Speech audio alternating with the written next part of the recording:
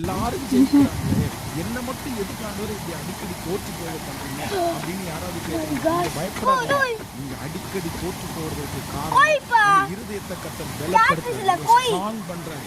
தோல்விகளை பார்த்து ஜெயத்தை பார்க்கும்போது கண்டிப்பா நிறைவு அழும்பாதீங்க, பெருமைக்கு போக மாட்டீங்க. ஜெயம் உங்களுக்கு பெரிய வெற்றியா இருக்கு. இன்னொரு அவ்வளவு ஜெயிச்சுட்டே வருவாங்க. ஒரு அடுத்த ஸ்டெப்